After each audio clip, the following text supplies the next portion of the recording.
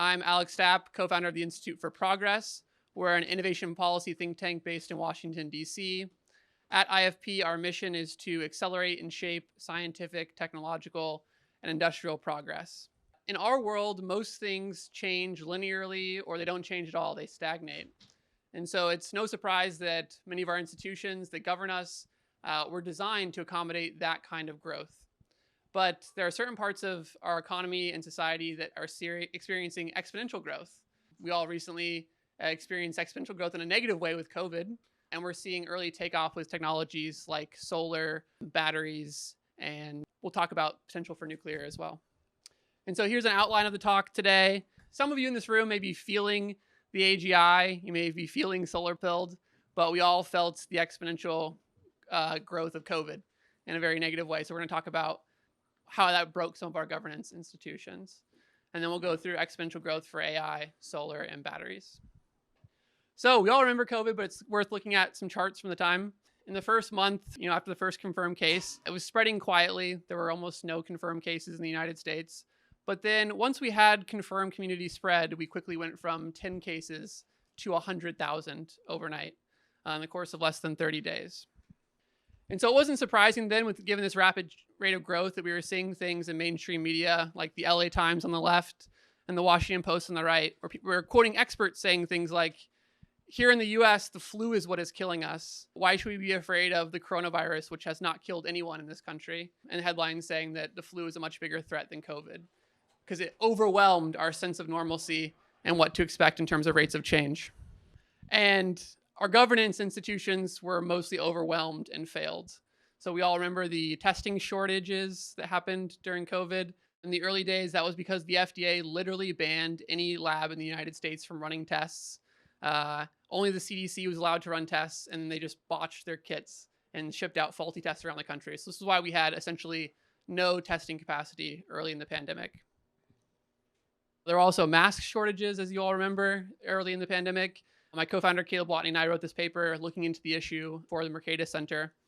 And we found two problems why US manufacturers weren't producing masks in high quantity. One, they needed purchase guarantees for future volume. Obviously, now we know that the pandemic lasted multiple years, but at the time, it was unclear if it would peter out on its own, if the virus would mutate. And so who knows what the demand for masks would be 12 to 24 months in the future. And you don't want to make large fixed cost investments to convert your manufacturing capacity in case the pandemic ends early. And then you also, if you need to convert your manufacturing capacity to produce masks, you need to be certified by NIOSH at CDC. And they just weren't certifying new facilities to produce masks. And so we produced a paper arguing for targeted deregulation and those purchase guarantees. Of course, the shining example of COVID, one of our governance institutions working well was the public-private partnership for Operation Warp Speed between the government and the private sector. We delivered a COVID vaccine in record time. We should really not underappreciate this. We delivered it in less than a year. Vaccines normally take decades if they're ever produced at all. But even that wasn't perfect, right? We had Operation Warp Speed, which cut red tape and guaranteed demand. But distributing vaccines early on, we had shortages. There were vaccines that were thrown away and wasted, and we could still do better next time. So that's an example of negative exponential growth that overwhelmed our institutions. But now let's talk about the early seeds of some potentially positive rates of exponential growth. So obviously there are many different ways to measure exponential growth with AI. One thing you can look at is consumer adoption. This adoption curve for ChatGPT is pretty remarkable. It hit 100 million users in less than 60 days, which is way, way faster than any other viral product of all time. Instagram, Spotify, Twitter, these things usually take years to reach that level of consumer adoption. So there's clearly demand for these products. We should also never forget the ultimate exponential trend underlying all of our progress in deep learning is Moore's Law. It really is just remarkable that this trend has held for 50 years, where we're doubling the number of transistors on a computer chip every 2 years for half a century. And because we're getting so much better at packing transistors on a chip, we're seeing the amount of training compute, the flops used for training notable models, is more than quadrupling year over year. And the reason that tech companies are investing in this level of compute is because they believe in the scaling laws, right? That there's this log linear relationship between compute and performance. And so what's one of the key inputs for these training runs for AI data centers? It's power demand, which is more than doubling year over year. And where might we get that power? Let's look at other exponential curves. This one is my favorite chart of all time. You might have seen this before. This is from the International Energy Agency. They predict annual forecasts for trends in energy. And for multiple decades, they have been severely underestimating solar. And by severely underestimating, I mean their forecasts, solar is meeting the 5-year forecast at 3x the rate, right? And so this is 2023. 2023 is already ahead of the 2030 forecast for that year. 2022 was already ahead of the 2030 forecast for that year. And this year for 2024, we're going to be above 600 gigawatts of solar capacity added in the world. And so just blowing expectations out of the water. And what's going on here? So we have, this is Wright's law. This is a chart from Casey Hammer, who might be here as well. As you double capacity, we're getting better at producing solar panels. And so we used to be improving in terms of 27% reductions in cost with every doubling of solar output. Now we're getting even better at a faster rate, 44% reductions in cost.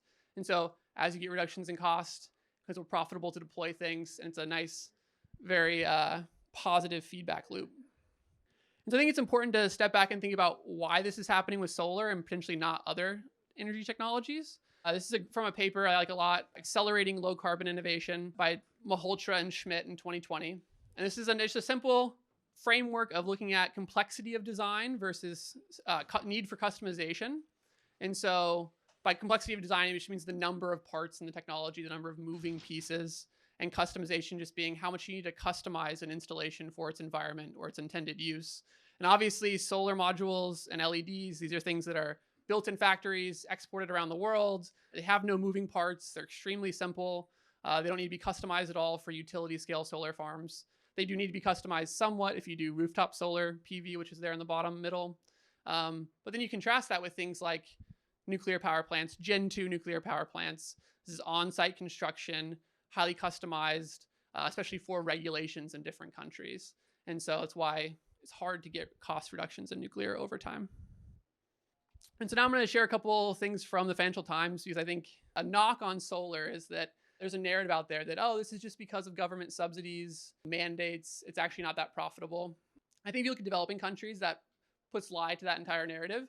The developing countries are actually adopting it faster than the developed world. So Pakistan is so flooded with solar panels right now, it's threatening the national grid because everyone's going off grid for the much cheaper solar panels. You literally have manufacturers in Pakistan saying it's the only way we can beat our competitors in China and India is to adopt solar to reduce our own costs. And I said, Allah has given us this gift to get out of this mess.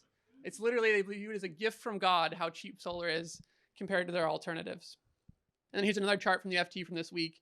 Latin America is adopting renewable energy at the fastest rate in the world. And overall, the global south is adopting renewables much faster than the global north. And I think it's because solar wins on cost. We can talk about reliability later, though. And so where is solar potential high around the world? I think it's in a majority of the world. If you have pretty good sunshine and a lot of land capacity, solar is for you. So that's basically the entire US, obviously South America, Africa, most of Asia. It's at the higher latitudes you really get into problems with the amount of sunshine per year. And so, like, for example, the UK, for all of our British friends in the room, I don't recommend solar in the near term for your big power needs. Build some nuclear. You don't have a lot of space. You don't have a lot of sunshine. But for other countries, I think there's a lot more potential there. And so now let's look at the newer exponential curve with batteries. This is from the International Energy Agency, the same outlook forecasts.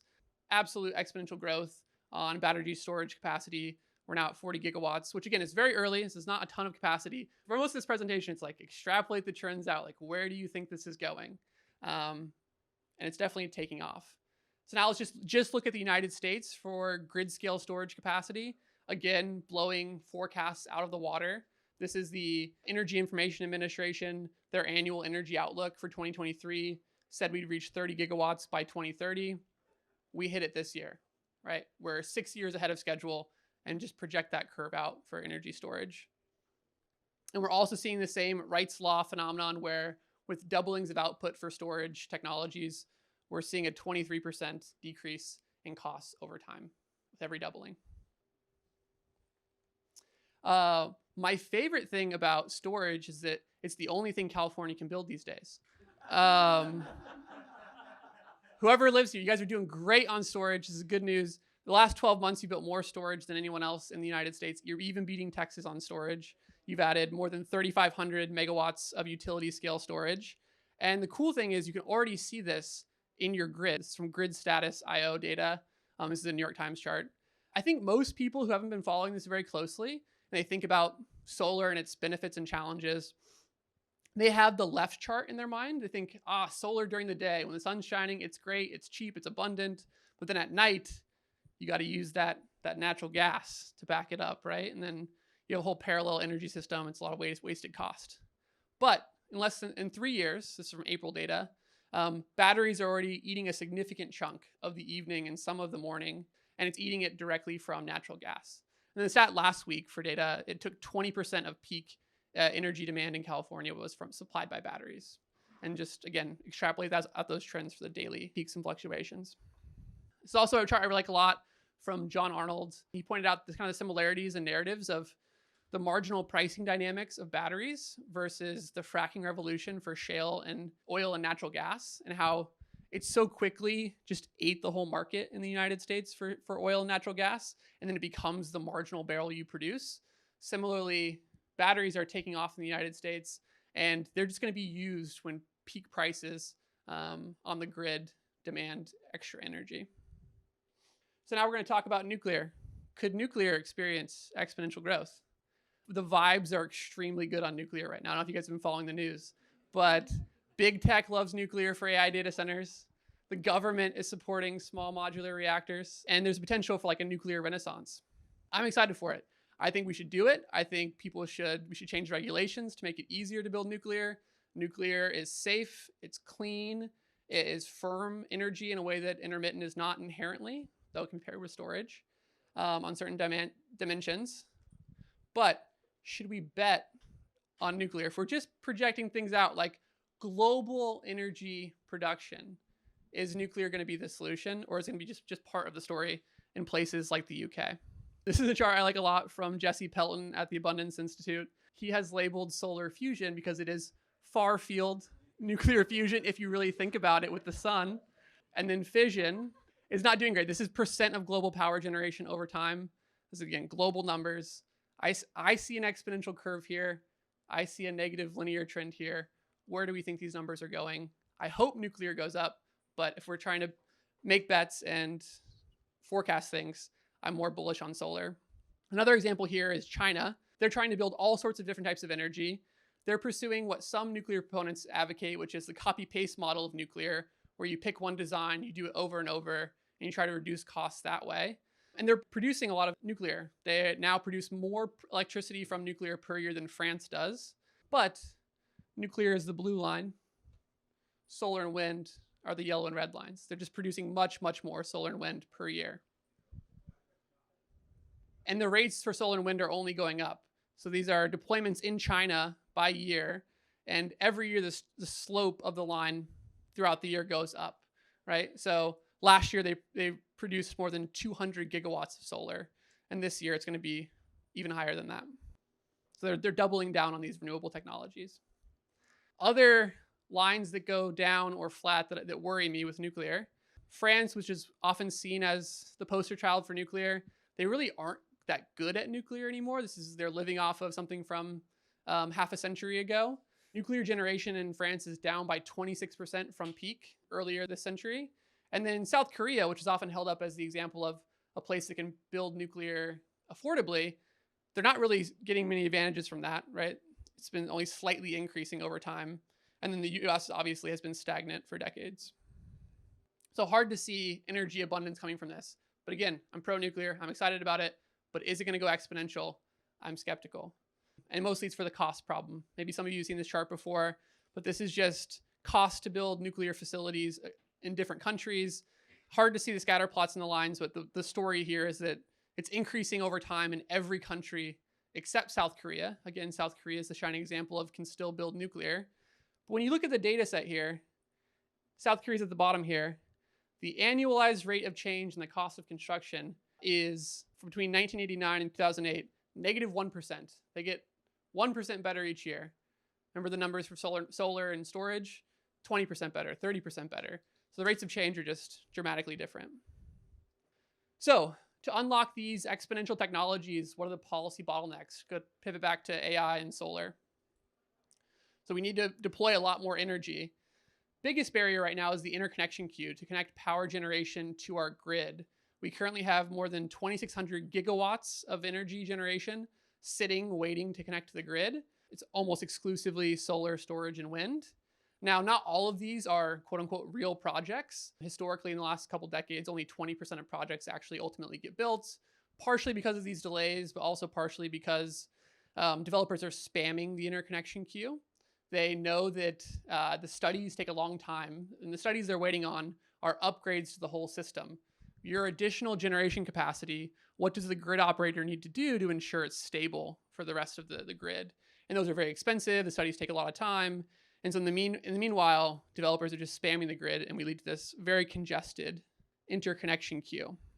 But we have multiple grids in the United States. We have the Eastern Interconnect, the Western Interconnect, and Texas ERCOT has their own grid. And we're going to talk more about what we can learn from Texas. But on pure performance, Texas is crushing the rest of the country. So blue and green, we're getting worse in terms of the number of months it takes for projects to connect to the grid, almost twice as bad as we performed in 2016. Meanwhile, Texas is getting faster at connecting projects to the grid, going from 30 months to now just 20 months to connect new energy generation projects to the grid. Second policy barrier and bottleneck, environmental review. I don't know if you guys have heard of NEPA, but it's a problem. This is backward-looking data from 2010 to 2018. And even then, early in the decarbonization cycle and deployment of clean energy, already a majority of energy projects that had to go through an environmental impact statement process under NEPA were for clean energy technologies. Transmission, solar, hydro, wind. And obviously on a forward-looking basis, that's only going to get worse. And these environmental reviews take 4.5 years on average, which is obviously a major delay. But the real problem with the environmental reviews is that it creates litigation risk for projects. So you don't know if you're going to be sued by NIMBYs or anyone who wants to kill your project, a competitor. And that litigation risk could keep you in court for a decade or more and ultimately kill your project because you lose your financing or you just give up out of frustration. And solar actually, for large-scale solar projects, have the highest litigation risk. So more than 60% of solar projects that go through the EIS process are ultimately sued in court, and more than 30% of them are canceled. So we need to reform that process. The third policy bottleneck is simply trade policy. The Biden administration just added 50% tariffs on solar panels from China, and China is obviously the cheapest producer of solar in the world. And so we're just making it more expensive to deploy solar here in the US. But we used to be able to build things in this country. One of my favorite stats, I think Jason Crawford actually flagged this one originally, is that those environmental reviews that take 4.5 years on average, that's actually how long it took to build the 28 station system in New York City, right? We built an entire subway system in the time it takes to do one environmental review today. We used to build things. We can again. I believe in us. If we only make America Texas again, what can the rest of America learn from Texas? We should be asking ourselves. A few things. Well, if we want to be able to build again, we want to be able to compete with China, right? So AI is going to require a lot of energy. We need to deploy a lot of clean energy to reach our climate goals. And we're just not used to building in the United States in terms of new electricity generation. Electricity generation is almost completely flat over the last couple of decades. Meanwhile, China is building at an accelerating rate. And obviously they're a much larger country population-wise, but emissions don't care about per capita measures, and it's just you need the raw resources. So we're actually working on this a lot at IFP. We have a series, I'm going to plug this real quick, Compute in America, next edition dropping next week from Tim Fist. Arnav Datta and Brian Potter, who's here as well, have worked on this series. And it's all about just how do we ensure that frontier AI models are trained and built in the United States so that we control this frontier technology. All right, so what can we learn from Texas to get back on the curve of growing again? Well, first, we need to think about how they manage their grid system. They do something called connect and manage, which is contrasted with invest and connect for the rest of the country. So they do a study before your project connects to the grid. But they only look at the local upgrades, the distribution lines they need to connect your project to the rest of the grid. They don't think about, oh, if we had to upgrade the entire grid, what would all the infrastructure improvements cost? And how would that affect different things? So it's a much shorter process. That's how they get that 20-month result. But then they sometimes have a little too much energy on the grid given demand. And so they manage it by curtailing different sources. And so, for example, in 2022, 9% of utility scale solar generation was curtailed and 5% of wind generation was curtailed. So you got to do the manage part, but it gets stuff on the grid way, way faster. And by contrast, the rest of the country, this invest and connect process, the studies are long, take multiple years. It's unclear what the cost will be ahead of time. And there's just a lot of uncertainty in how we actually manage that process. Second thing we can learn from Texas, 20 states in the United States have their own mini version of NEPA, their own state environmental review laws. Who is not on this list? Texas. They have very easy and efficient permitting and environmental review. They do have a council on environmental quality. They do check for environmental pollutants and contaminants, but they don't make it hell to actually build something like other states in the US do. And so we could improve and streamline the federal process as well as the process in other states for building infrastructure. All right, third thing to learn from Texas, and this one actually surprised me when I was doing research because I didn't fully realize the extent of their planning and foresight they had in the early 2000s.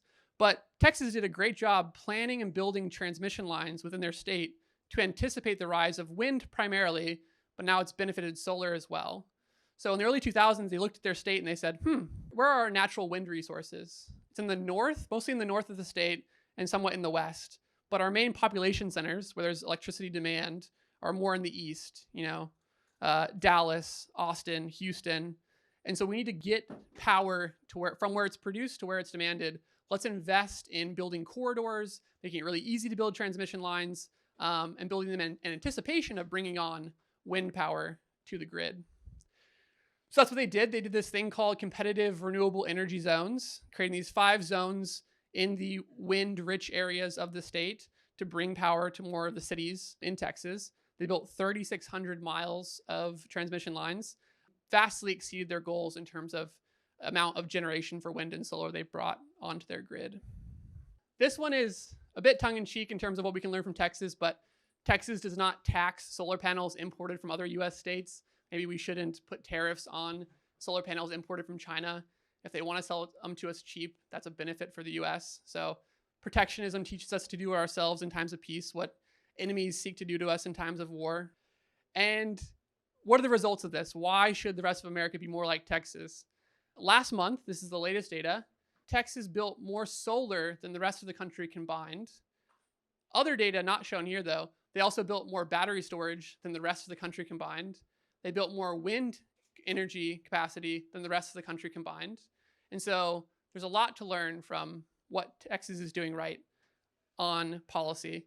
And going forward, this is what is going to keep happening until the rest of the country changes its policies in other states and at the federal level. This is planned energy capacity for solar batteries and wind, and Texas is lapping the rest of the country. So where are we going to build energy hungry projects? I think we're going to build them in Texas. Thank you very much.